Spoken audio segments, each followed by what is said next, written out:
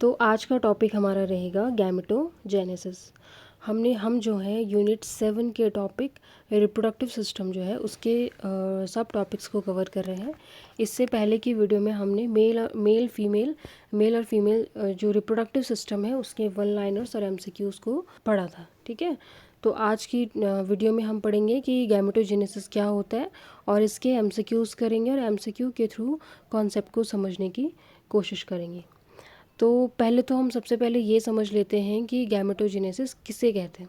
ठीक है, तो गैमेटोजेनेसिस किसे कहते हैं कि जो डिप्लॉयड जर्म सेल्स होती है ना, जर्म सेल्स किसको कहते हैं, जो जनन कोशिकाएं होती हैं।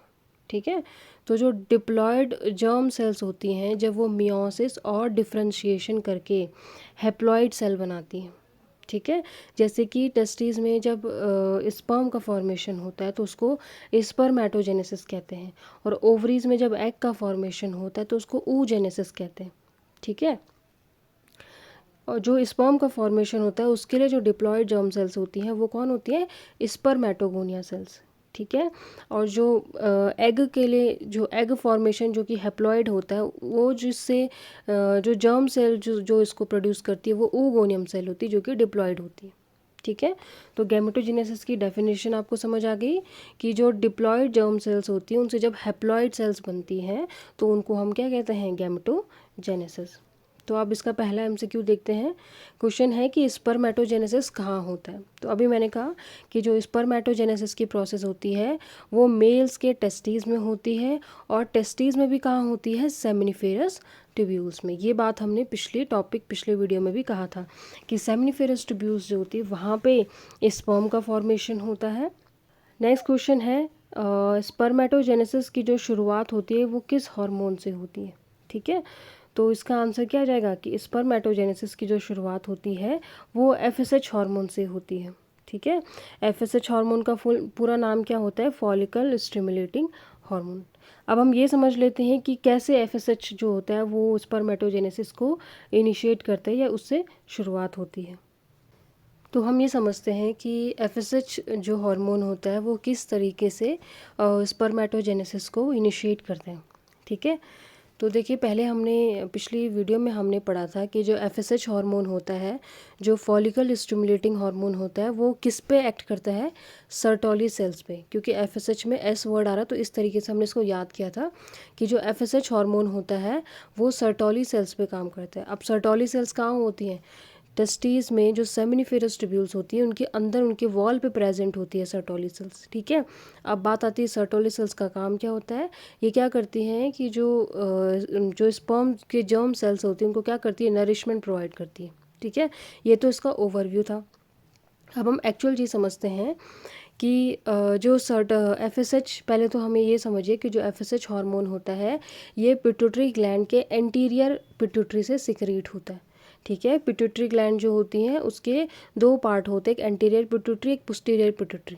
ठीक, तो जो एंटीरियर पिट्यूटरी होती है वहाँ से एफएसएच हार्मोन क्या होता है, सिक्रेट होता है। ठीक है, अब बात ये आती है कि जो एफएसएच हार्मोन होता है ना वो डायरेक्ट क्या होता है, वो डायरेक्ट जो होते हैं स्पर्म को नहीं बनाते हैं।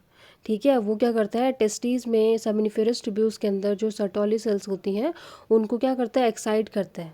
ठीक है, अब उससे सर्टोली सेल्स को एक्साइट करने से क्या होगा, इससे क्या होता है कि जो सर्टोली सेल्स होती हैं वो एंड्रोजन बाइंडिंग प्रोटीन जो होती हैं और जो अन्य न्यूट्रिएंट्स होती है उनको क्या करती है, बनाती है। ठीक है, अभी तक समझ आया आपको कि एफएसएच जो होती है वो सर्टोली सेल्स पे काम करती है या उनको इनिशिएट करती है। Sertoli cells androgen binding protein और जो न्यूट्रिएंट्स होते हैं उनको बनाती है।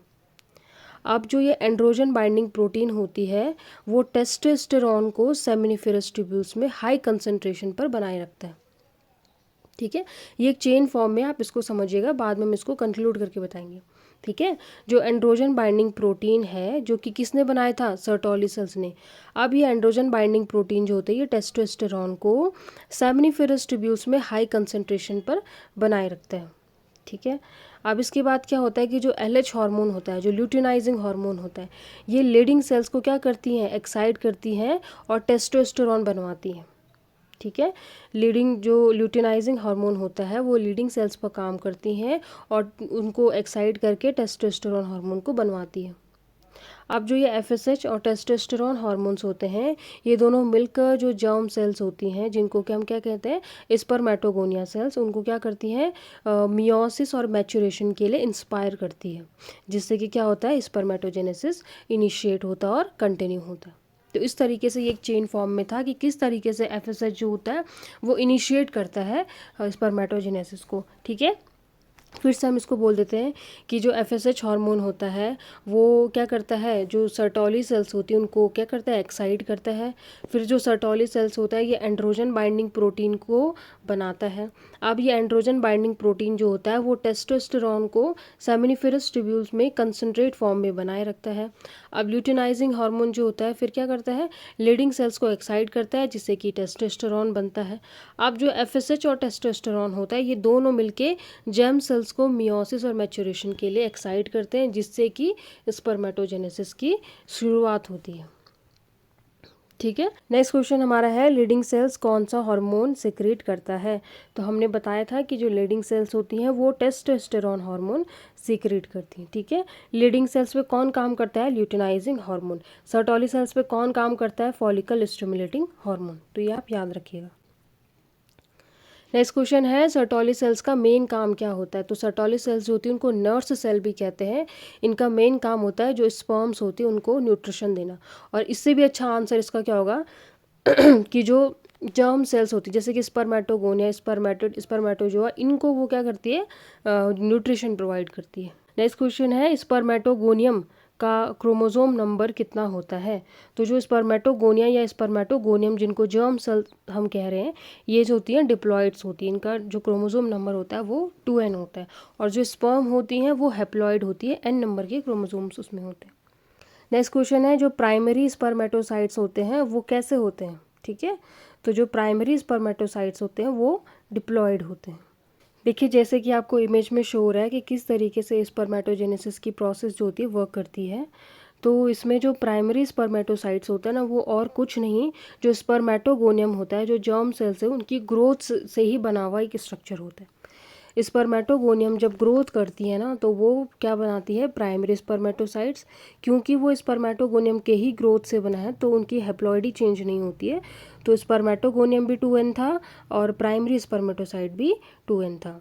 अब प्राइमरी स्पर्मेटोसाइट्स वो पहला होता है जो कि क्या करता है, फर्स्ट मियोसिस को, जिसमें कि फर्स्ट मियोसिस होता है। ठीक है, तो मियोसिस जो स्टार्ट होता है वो प्राइमरी स्पर्मेटोसाइट से होता है। प्राइमरी स्पर्मेटोसाइट और कुछ नहीं, स्पर्मेटोगोनियम का ही एक ग्रोथ फॉर्म होता है। ठीक है, नेक्स्ट क्वेश्चन है, प्राइमरी स्पर्मेटोसाइट से कितने स्पर्म्स बनते हैं। तो प्राइमरी स्पर्मेटोसाइट जो होते हैं उनसे 4 स्पर्म बनते हैं। जो हमारी एक स्पर्मेटोजेनेसिस की साइकिल होती है उससे 4 स्पर्म्स का फॉर्मेशन होता है, जो कि सारे चारों क्या होते हैं, हैप्लॉइड होते हैं। नेक्स्ट क्वेश्चन है, oogenesis कहाँ होती है। oogenesis पढ़ने से पहले हम एक इम्पॉर्टेंट डेफिनेशन मैं आपको बता देती हूँ। देखिए 2 टर्म्स होते हैं, एक होता है स्पर्मेटोजेनेसिस, एक होता है स्पर्मिएशन और एक होता है स्पर्मियोजेनेसिस। ठीक है, इन तीनों टर्म का मतलब आप समझ लीजिए। देखो स्पर्मेटोजेनेसिस का मतलब होता है कि जब जर्म सेल से स्पर्म का फॉर्मेशन होता है उसको बोलते हैं स्पर्मेटोजेनेसिस। स्पर्मिएशन क्या होता है कि जब जो मैच्योर स्पर्मेटोजोआ होता है, ठीक है, जब वो सर्टोली सेल से रिलीज़ होके सेमिनिफेरस ट्यूब्यूल के ल्यूमिन में जब वो चला जाता है, ठीक है, तो उसको हम कहते हैं स्पर्मिएशन। ठीक है, release of spermatozoa from Sertoli cells into the lumen of seminiferous tubule, वो स्पर्मिएशन कहलाता है। और स्पर्मियोजेनेसिस क्या होता है, transformation of spermatids into spermatozoa, spermatids का स्पर्मेटोजोआ में बदलना स्पर्मियोजेनेसिस कहलाता है।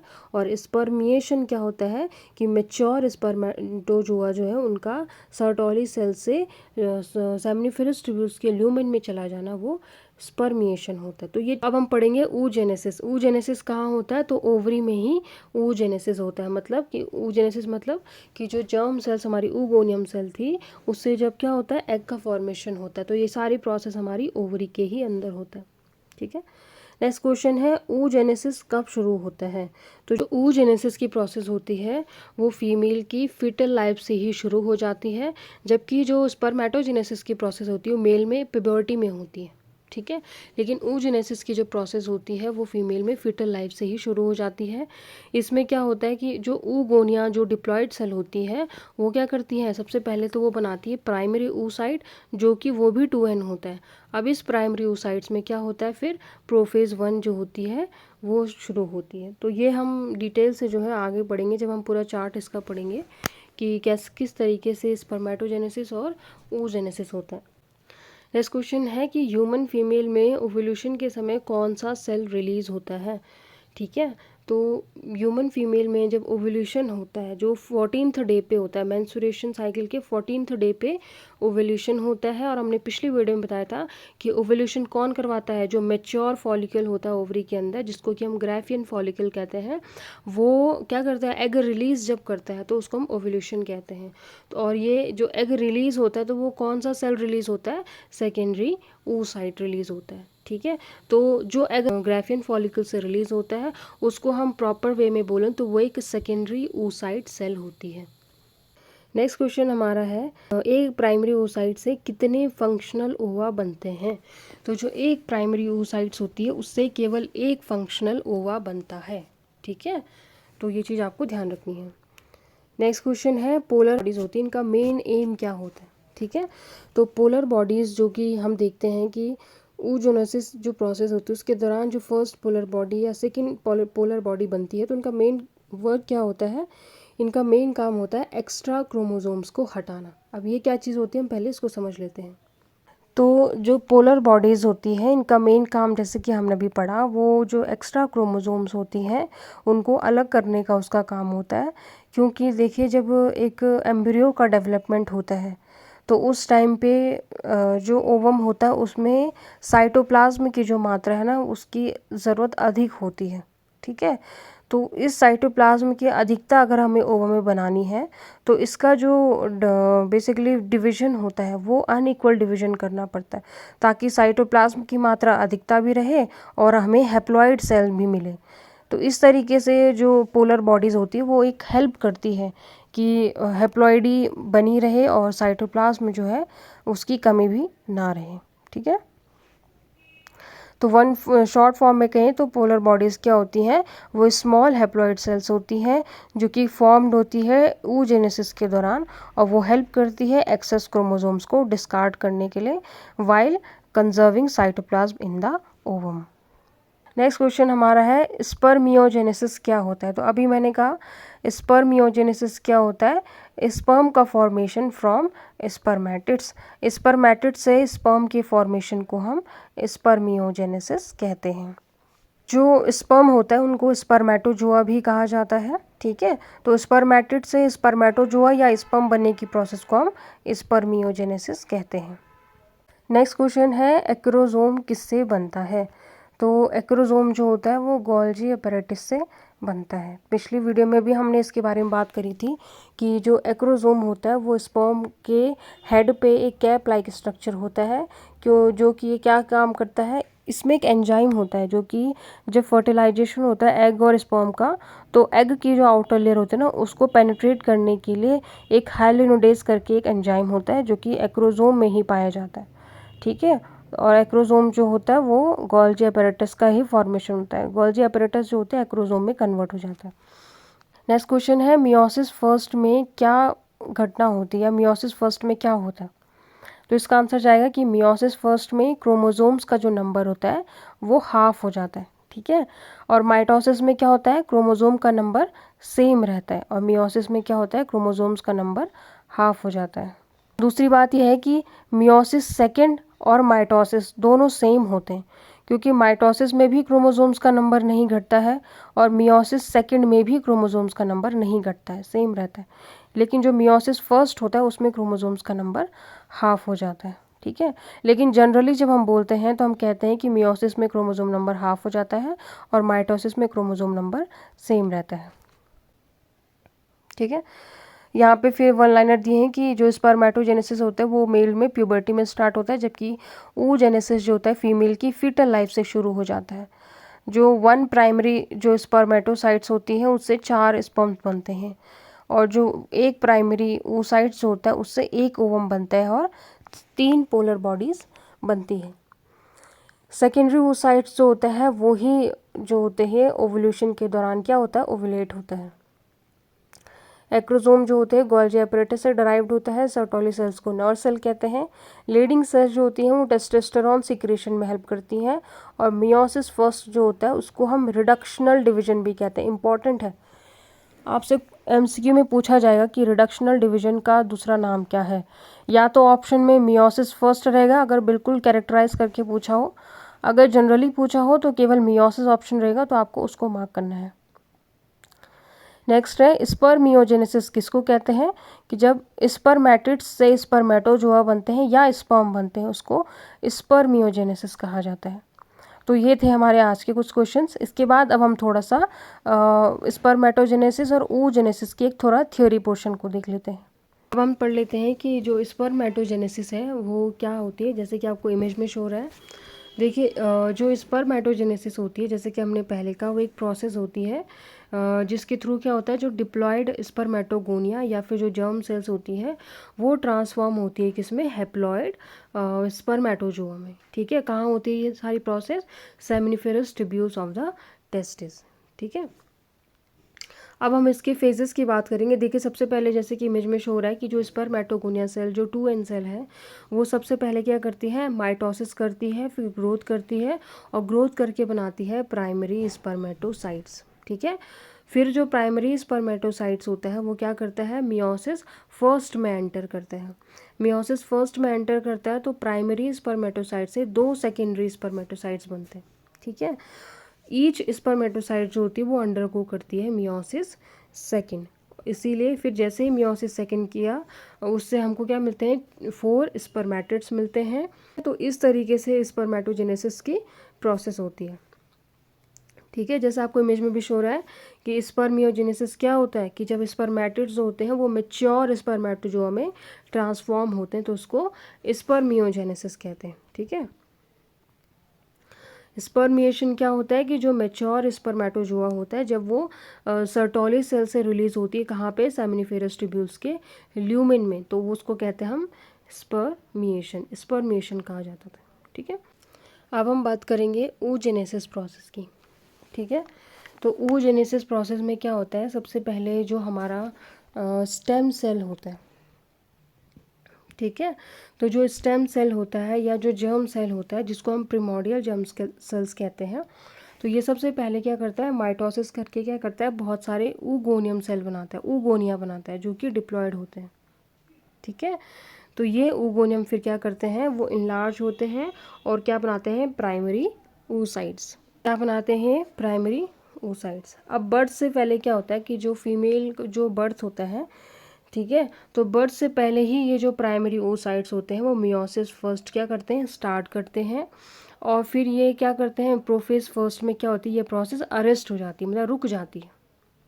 ठीक है, उसके बाद जब बर्थ होता है फीमेल का, तो लगभग फीमेल हैज़ अबाउट 1 से 2 मिलियन प्राइमरी ooसाइट सेल उसमें होती है बर्थ के टाइम पे।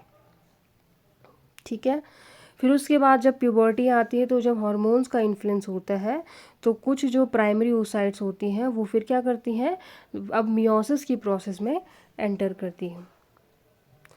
अब जो प्राइमरी ooसाइट्स होती हैं जब वो फर्स्ट मियोसिस कंप्लीट करता है तो उससे क्या बनता है, फर्स्ट पोलर बॉडी बनती है वो भी हैप्लॉइड होता है, और सेकेंडरी ooसाइट बनता है वो भी हैप्लॉइड होता है। क्योंकि जो ये डिवीज़न हुआ है वो अनइक्वल डिवीज़न हुआ है, इसीलिए क्या होता है कि जो सेकेंडरी ooसाइट्स होती है उसमें साइटोप्लाज्म का जो कंटेंट होता है वो ज़्यादा होता है as compare to first polar body. तो हमने क्या देखा कि जो प्राइमरी ooसाइट्स थी उसने मियोसिस फर्स्ट किया और उसने बनाया सेकेंडरी ooसाइट्स और फर्स्ट पोलर बॉडी। अब जो सेकेंडरी ooसाइट्स होता है यही क्या होता है, ओवुलेशन के दौरान क्या होता है, ओवुलेट होता है। फिर क्या होता है, ये इमीडिएटली जो होते हैं मियोसिस सेकंड में एंटर करते हैं और दोबारा जो होती है ये मेटाफेज सेकंड में अरेस्ट हो जाता है।